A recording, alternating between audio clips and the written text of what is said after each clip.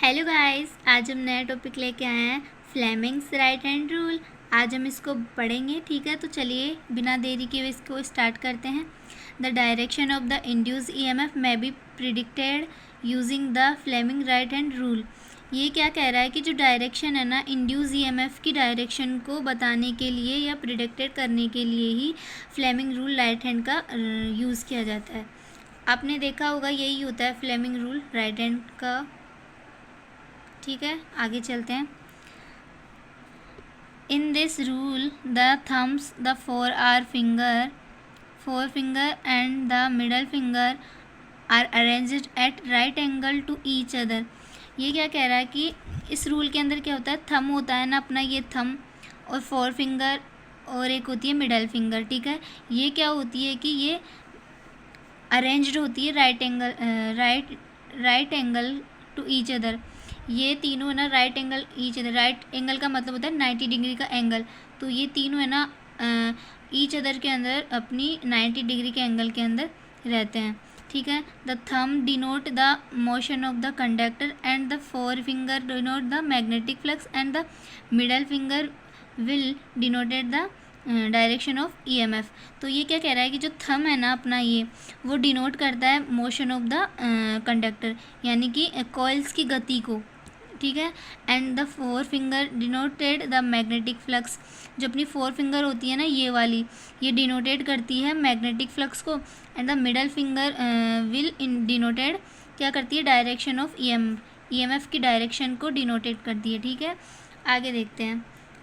आगे पर इसके अंदर है, एक तो है म्यूचुअल इंडक्शन और एक होता है सेल्फ इंडक्शन। आज हम पढ़ते हैं mutual induction. When two coils are placed very close to each other, the magnetic flux changes in one coil and induce an EMF in the other coil. This is known as mutual induction. ये बहुत आसान है guys, अच्छे से समझना, मुझे तो बहुत अच्छा लगा था ये। When two coils are placed, जब अपन दो कोयल्स को प्लेस्ड करते हैं वेरी क्लोज, बहुत पास दो कोयल्स को प्लेस किया जाता है, the magnetic flux change in one coil. क्या होता है कि जो मैग्नेटिक फ्लक्स है ना एक कोयल्स के अंदर, देखिए गाइज मैं आपको अच्छे से समझाती हूँ। देखिए ये दो कोयल्स है, ठीक है। अपन ने दो कोयल्स बना ली, यहाँ पे गैल्वेनोमीटर है, ये अपनी कोयल्स है। एक ऐसा ही सेम इसको यहाँ पे बनाना है, सॉरी यहाँ पे बनाना है, ये भी अपना गैल्वेनोमीटर है और ये भी मान लो कोयल है, ठीक है। अब ये क्या कहना चाह रहा है, अगर अपन क्या करेंगे, अगर मैग्नेटिक फ्लक्स के अंदर चेंज आएगा इस कोयल के अंदर, मैग्नेटिक फ्लक्स के अंदर इस कोयल में चेंजेस आएगा, ठीक है। तो ईएमएफ इस दूसरी कोयल में, ईएमएफ इस दूसरी कोयल के अंदर इंड्यूस होगी, ठीक है। ये क्या कह रहा है, म्यूचुअल इंडक्शन कुछ नहीं है, ये है कि जब मैग्नेटिक फ्लक्स के अंदर चेंजेस आता है, इस कॉइल के मैग्नेटिक फ्लक्स के अंदर चेंज आता है ना, तो इस दूसरी कॉइल के अंदर ईएमएफ इंड्यूस हो जाता है। तो इसे ही अपन ने क्या कहा कि म्यूचुअल इंडक्शन। एक बार दोबारा पढ़ते हैं इसको। When two coils are placed very close to each other, the magnetic flux change in one coil, the induce an EMF in the other coil. This is known as mutual induction. ठीक है, समझ में आ गया। चलिए दूसरी बात करते हैं सेल्फ इंडक्शन की।